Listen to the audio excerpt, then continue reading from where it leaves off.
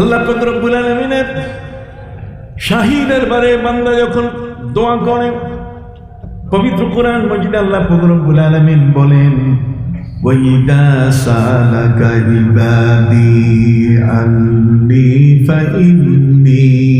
করিব উজিবু দাওয়াতাদ দাঈ ইযা দাআন